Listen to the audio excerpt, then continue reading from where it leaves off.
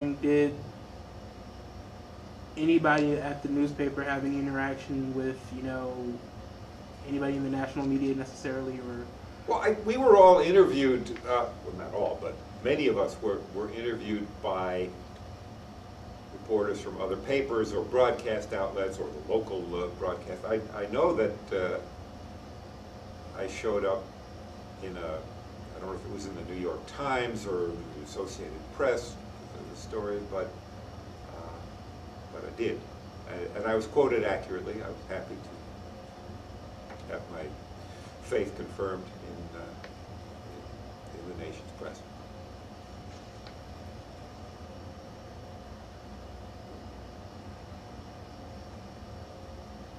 How do you feel that the strike affected the city of Detroit in general? Do you feel that it had an effect on the city in general, or that it didn't, or that? Well, it just exacerbated the feeling that persists today, the us against them, the labor against the corporate forces. Anytime you have a strike like that, it does that.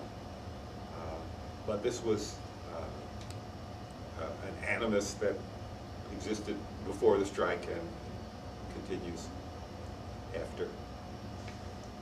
Certainly didn't smooth anything over. You know, we'd be out there with our picket signs, and people would drive by and honk and wave, and it made us feel good. And then every once in a while, somebody would drive by and holler some insult or yell, "Get back to work," or some obscenity.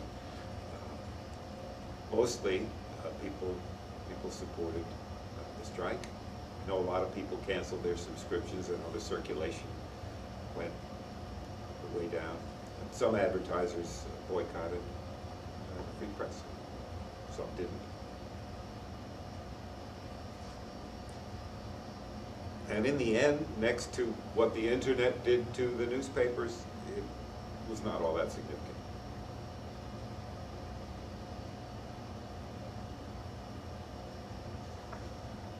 I was also somewhat wondering how the 1997 rally affected things. The 1997 rally, well, there were a lot of rallies. I mean, there were a lot of things.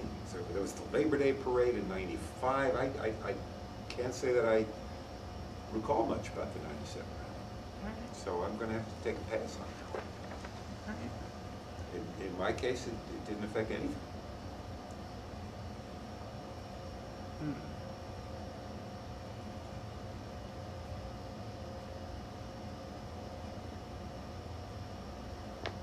Did the people who still went back to work still feel that they had a stake in the strike, even as it was going on? Or? Yes, a lot of people did. A lot of people continued to pay their union dues. I did. They weren't taking it out of our paychecks anymore, but I would write a check every month to the union for the amount of money that would have been my union dues. Not everybody did that, but a fair number of people did. So this was our way of supporting the strike, even though we were not actually out on strike.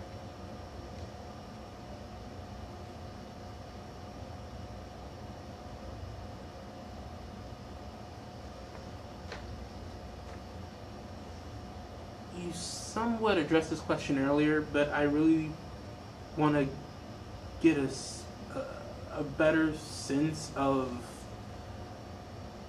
what exactly was going on before the strike had occurred.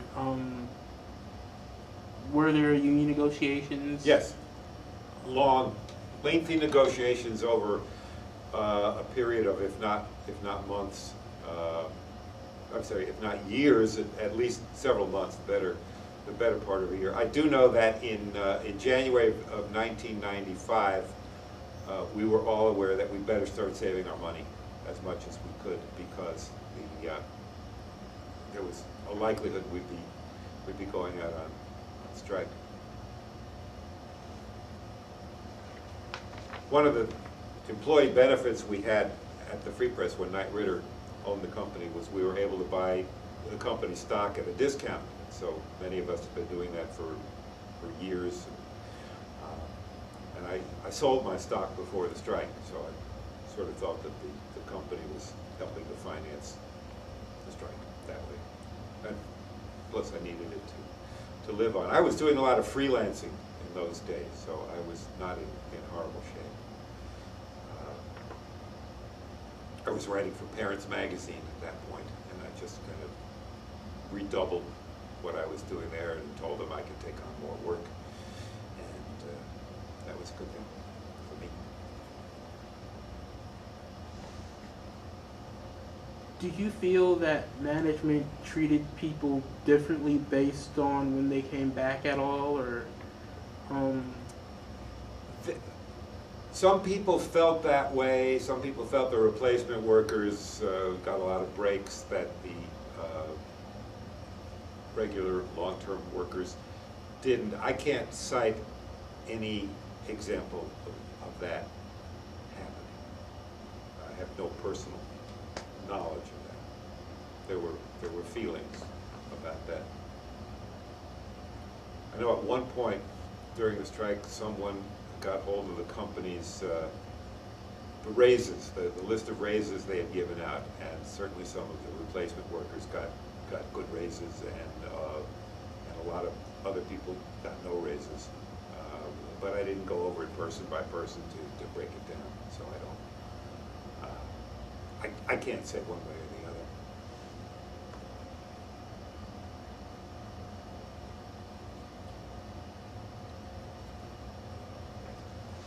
I also wanted to know if there were any continuing labor issues, not necessarily that have to do with that particular strike, but are there any issues regarding things like pay? I read somewhere that they're now in negotiations, the union, regarding pay. Oh, that just has been settled in the last couple of days, and the unions agreed actually to wage cuts. If you're making under $35,000, I believe it was a 3.5% cut. For those folks making more than $35,000 a year, it's a 6.5% cut. And I know everybody's going to be paying more for health insurance. So that's done. The unions have acceded to that. Now the company, as I said earlier, you ask for more than you expect to get on either side. The companies were looking for, I believe, a 12% or 12.5% pay cut. And so in negotiation, it was whittled down to 3.5%, 6.5% pay cut, which is not great. Nothing to be. This is the economic times that. And it's one time when the companies are already. Those were to ask you. I was wondering if you might want to say.